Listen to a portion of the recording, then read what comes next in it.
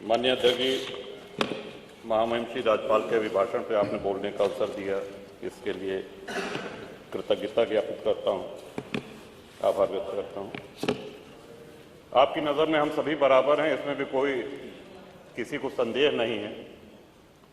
10 minute 38 second, 12 minute 32 second और 8 minute तो, लेकिन हम फिर भी प्रयास करेंगे श्रीमान कि गागर में सागर भर दे। आपको टोकने की आवश्यकता न पड़े। श्रीमान सीधे कुछ सुझाव देना चाहते हैं उनको। गत वर्ष महामहिम श्री राज्यपाल के अभिभाषण पे जनता की जो समस्या थी, हर उपभोक्ता की समस्या थी कि बिजली के बिल बहुत बढ़ा चढ़ा करके उनको दिए जा रहे हैं और दलालों के माध्यम से पैसा लेकर के उस बिल को कम किया जाता है। माननीय ऊर्जा मंत्री जी उस समय थे, थोड़ी बहुत आपने सख्ती करी, लेकिन स्थितियां आज जस की तस हो रही हैं और हमको लगता है कि चाहे सत्ता पक्ष हो प्रतिपक्ष हो, सबके सामने ये समस्या आती है। तो इस पे श्रीमान कड़ाई से कोई निजी किसी एजेंसी को दिया गया है जो भी बिलिंग करते हैं, इस समस्या का स्थायी रूप से निदान हम सभी लोग चाहते हैं कि हो। दूसरा श्रीमान सुझाव है कि आयुष्मान कार्ड, इसमें प्रति परिवार 6 यूनिट होना आवश्यक है। बहुत से ऐसे परिवार हैं जो गरीब हैं, पात्रता है उनकी है, लेकिन घर में उनके 6 यूनिट सदस्य नहीं हैं, 6 सदस्य नहीं हैं। तो छोटे परिवारों को भी इसमें सम्मिलित किया जाए। तीसरा श्रीमान निवेदन है कि विधायक निधि से हम लोग जो असाध्य रोगों के उपचार के लिए उसमें धनराशि देते हैं, उसमें विलंब बहुत होता है। पहले तो जिले में जब वो जाता है तो सारे अधिकारी मिलकर साध्य है कि असाध्य है, श्रीमान रोग होता है, बीमारी होती है और 1.5 से 2 महीने से अधिक लग जाता है पैसा पहुंचने में। तब तक प्रायः ये होता है कि मरीज तब तक उपचार की स्थिति में नहीं रहता, वो जा चुका होता है।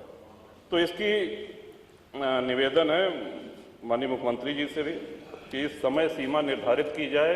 विधायक निधि से हम लोग जो उपचार के लिए करें उसमें 10 दिन, अधिकतम 10 दिन उसकी समय सीमा निर्धारित हो और उसमें साध्य और असाध्य का ये क्राइटेरिया हटा दिया जाए। पैसा सीधे अस्पताल जाता है, सरकारी अस्पताल जो जिनको आपने स्वीकृत कर रखा है वहीं जाता है। तो ये साध्य और असाध्य का श्रीमान ये हट जाए तो इससे बहुत ही सरलता होगी।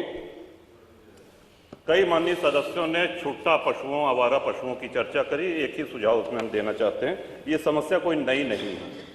हम सभी लोग गांव के रहने वाले हैं और बचपन से देखते आ रहे हैं कि खेतों में मचान पे किसान रात भर जानवरों को हकाया करते थे, रात भर आवाज होती थी।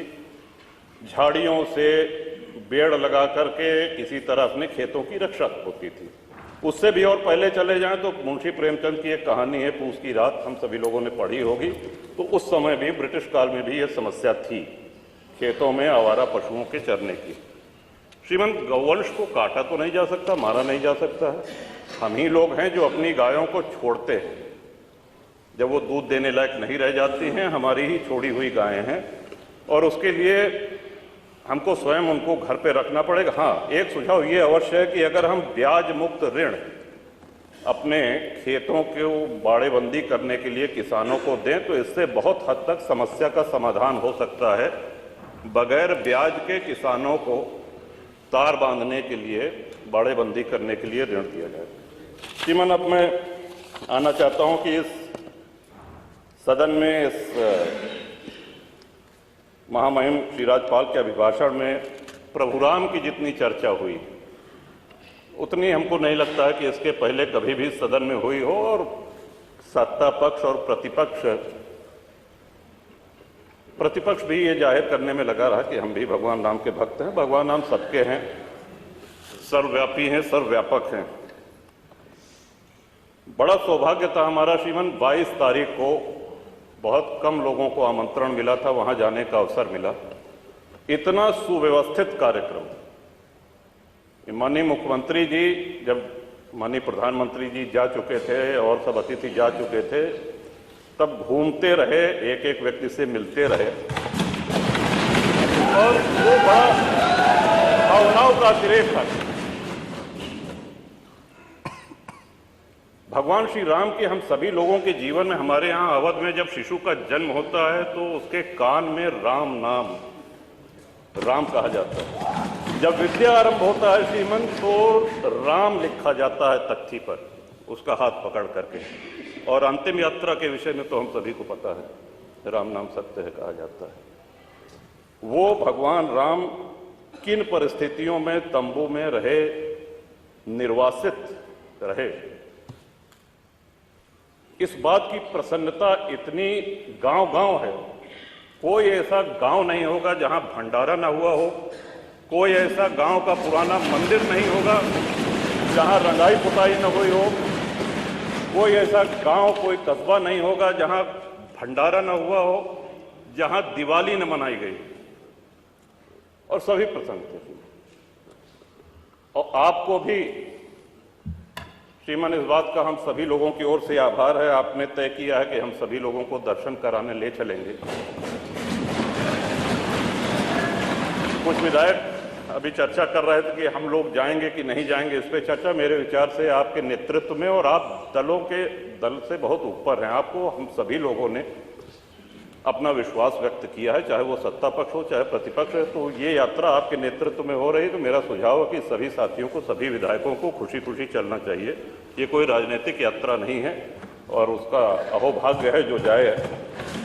आपके माध्यम से श्रीमान एक और निवेदन करना चाहते हैं। श्री राम मंदिर निर्माण में कितनी भावनाएं जुड़ी हुई हैं, इसका अंदाजा इस बात से भी लगाया जा सकता है कि अयोध्या और उसके आसपास के सूर्यवंशी क्षत्रियों ने पिछले 500 वर्ष से साफा नहीं बांधा, पगड़ी नहीं बांधी, छाता नहीं लगाया। विवाह में दूल्हे को साफा बांधा जाता है, पगड़ी बांधी जाती। उनका वो प्रण प्रतिज्ञा आज पूरी हुई है। कितने लोगों की इच्छा, कितने लोगों, आप ही के माध्यम से श्रीमान ये भी अनुरोध करना चाहेंगे, माननीय मुख्यमंत्री जी का भाषण, माननीय प्रधानमंत्री जी का भाषण सुनने का अवसर मिला। वहां पे भगवान राम की इस जय यात्रा में जितने सहयोगी थे, जितने उनके भक्त थे, सभी को स्थान दिया गया है। जटायु जी की प्रतिमा है, निषाद राज जी की प्रतिमा है, वहां बनेगी निर्माणा की, माता शबरी की प्रतिमा है। लेकिन हमारे जैसे अज्ञानी लोग जो संस्कृत नहीं जानते हैं, अगर प्रभु राम की महिमा से परिचित हुए हैं तो पूरा श्रेय गोस्वामी तुलसीदास जी को जाता है। मैं आपके माध्यम से श्रीमान अनुरोध करूंगा कि गोस्वामी तुलसीदास जी की एक प्रतिमा, और उन्हीं कलाकार के द्वारा, श्री अरुण योगीराज जिन्होंने रामलला सरकार का विग्रह बनाया है, उन्हीं के द्वारा निर्माण करके माननीय मुख्यमंत्री जी अगर वो करें तो हम सब लोगों के लिए ये बहुत ही प्रसन्नता की बात होगी कि तुलसी बाबा की वहाँ पे मूर्ति लगे। कवि बेनी श्रीमन हुए, उन्होंने तुलसी बाबा के लिए कहा था कि वेद मत शोध शोध शोध के पुराण सब, संत और असंतन को भेद को बताओ तो, कपटी कुराही क्रूर कली के कुचाली जीव, कौन राम नाम हो की चर्चा चलाओ तो। कहे कवि बेनी मानो मानो हो प्रकृति, पाहन हिये में कौन प्रेम उपजाओ तो, और भारी भव सागर उतार तो कौन पार, जो पे रामायण तुलसी न गाओ। तो तुलसीदास जी की वाणी, उनके ग्रंथ को कितने श्रद्धेय कथावाचकों ने हम लोगों को सुनाया है और भवसागर पार किए हैं। इन्हीं शब्दों के साथ श्रीमन जो हमको कहना था सारी बातें आ गई हैं। क्षेत्र के विषय में डिग्री कॉलेज हमारे हदगवां क्षेत्र में और बिहार में चाहिए, ये आपके माध्यम से हम कह दे रहे हैं श्रीमन। बाकी शुभकामना और महामहिम श्री राज्यपाल के अभिभाषण का समर्थन करता हूं। बहुत बहुत धन्यवाद।